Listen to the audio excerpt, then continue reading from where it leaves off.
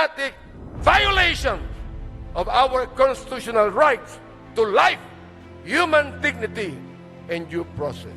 To cover up the former. Gusto ba talaga nitong durugin ang mga drug lords at ang illegal drug industry? O durugin lamang ang mga mahihirap upang pagtakpan ang mga may kinalaman o kaugnayan sa problemang ito? Clearly, the war on drugs, while touted as the formidable solution to the country's drug menace, had resulted in the systematic violation.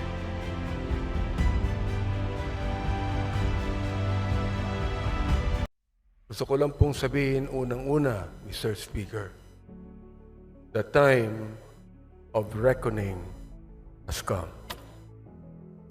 Nakalagay po sa Matthew chapter 7 and verse number 2. For with what judgment ye judge, ye shall be judged. And with what measure ye meet, it shall be measured to you again.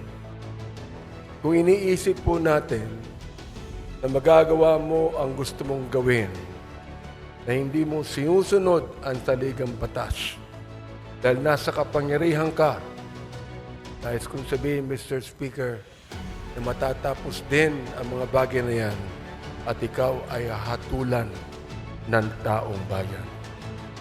Ito pong House of Representatives ay ang bahay po ng taong bayan.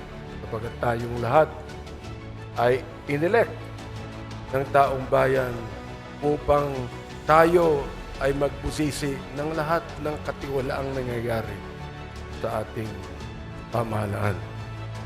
I consider this a divine blessing to be able to rise today as the chair of the House Committee on Human Rights and co-chair of the Quad Committee to share the initial findings and recommendations of our inquiry, particularly into the extrajudicial killings that occurred during the previous administration's war on drugs.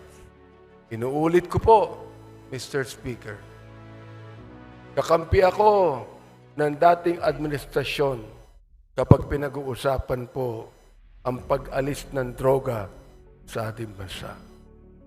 Sinabi ko po ito sa ating dating Pangulo, ang hindi ko lang maintindihan kung bakit kinakailangan merong mapatay na more than 30,000 people upang mawala ang drugs na ito. Nawala ba ang drugs? Hindi. Nandun pa rin, Mr. Speaker. Indeed, there is a season for everything and a time for every purpose under the heaven, as made clear by the Lord in chapter 3 of the book of Ecclesiastes. This is the most opportune time for the Joint Committee on Dangerous Drugs, Public Order and Safety, Public Accounts, and the Committee on Human Rights to present to you a progress report on our inquiry in aid of legislation.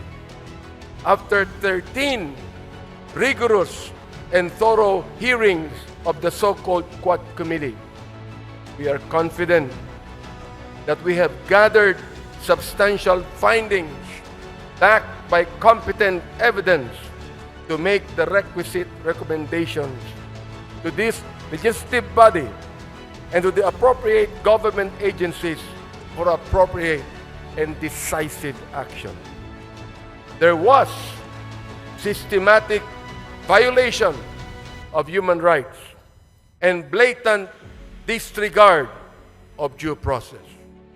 The deep probe into the extrajudicial killings, or AGKs, that occurred during the administration of former President Rodrigo Roa Duterte's war on drugs yielded a far deeper tragedy into the lives of the Filipino people rather than the protection and preservation thereof that it was heralded to accomplish. The numbers, Mr. Speaker and my dear colleagues, speak the scary truth. According to data from the Philippine National Police from July 1, 2016 to June 30 of 2022, 7,640 individuals were killed in official police operations. Of these documented deaths, 7,173 were drug pushers, 440 were drug users that should have been rehabilitated, not killed, and only 21 were drug lords. Mr. Speaker, from as far back as May 15, 2024, when my committee started digging into the EJ case, we had been presented with multiple reports indicating that there had been massive nationwide drug-related killings within the period July 2016 to June 2022. The killings were classified either as police operations or perpetrated by unknown perpetrators, which is no different from the Sinaloa type of killings in Latin America, which were notorious at the time, the drug cartel in Latin America. The 2017 year-end accomplishment report of the Duterte administration highlighted as key accomplishments, my dear Speaker, the deaths of 3,967 drug personalities and 16,355 homicide cases under investigation as of 30 September 2017.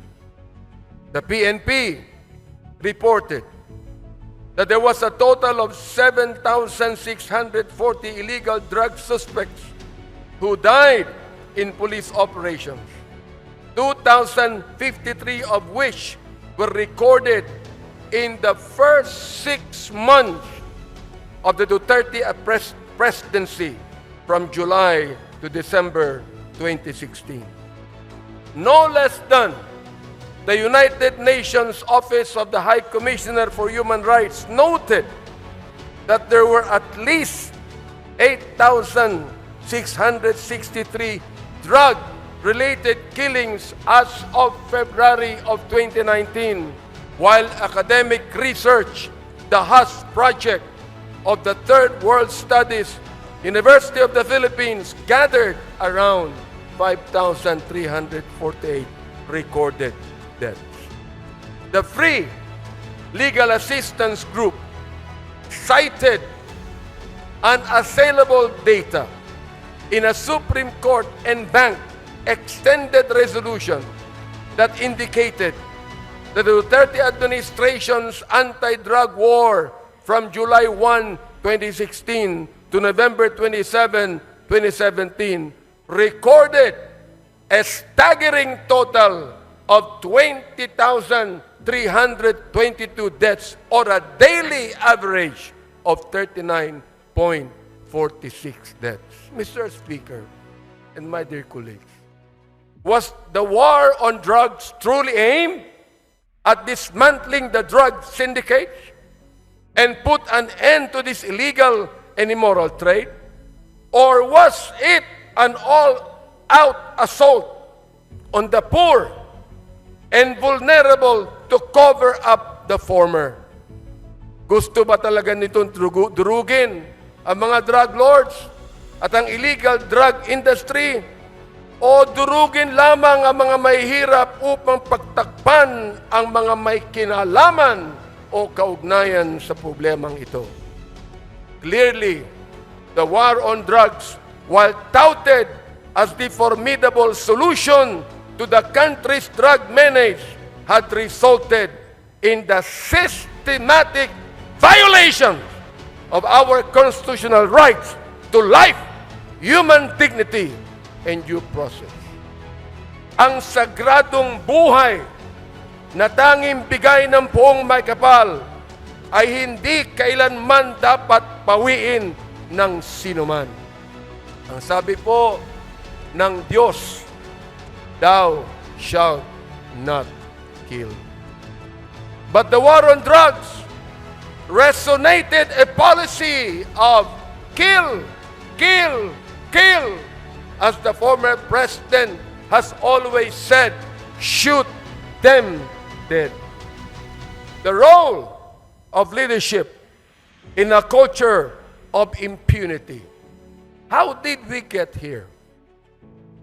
Paano ito nangyari? One cannot look at all the evidence and not come to this credible and undeniable conclusion that former President Rodrigo Roa Duterte's public pronouncements encouraged, facilitated, and normalized the killings and emboldened some of our policemen who are supposed to be the protectors of the people to carry out the same. His release of unverified narco lists further exacerbated the violence as individuals were targeted based on flawed, inconsistent, and malicious information.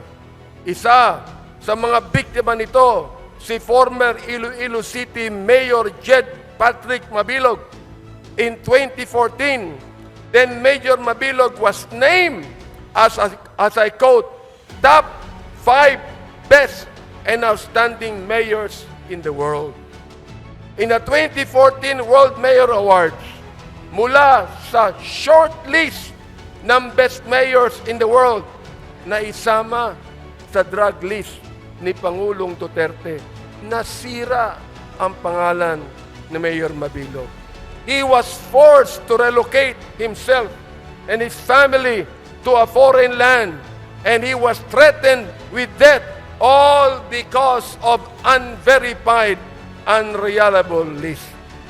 We discovered, Mr. Speaker and my dear colleagues, that the previous administration's war on drugs was fueled by a perverse reward system that incentivized extrajudicial killings under what we now know as the Davao model.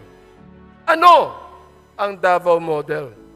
Under this system, police officers were given monetary rewards for killing drug suspects, transforming the duty of law enforcement from a system driven by justice into a system driven by bounties.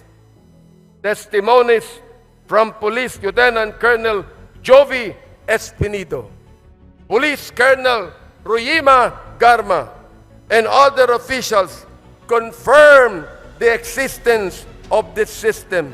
Malinaw ang testimonya nila sa lapi ng sagradong buhay, Mr. Speaker.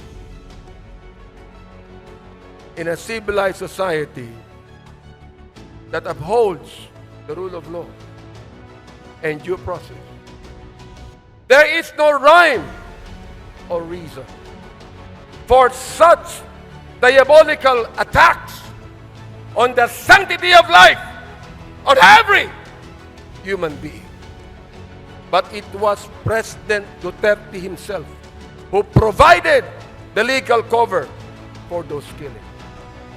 The narrative of nanlaban or fought back became the legal justification for this operation, as PRRD himself encouraged officers to provoke suspects into resisting arrest, which was he admitted in one of the hearings conducted, providing legal cover for the use of lethal force. That's the reason why I even asked the question to our former president, was your policy a personal policy, or was it based upon the Constitution? There was a grand conspiracy. Para updated sa balita at talakayan, subscribe na sa Teleradyo Serbisyo YouTube channel.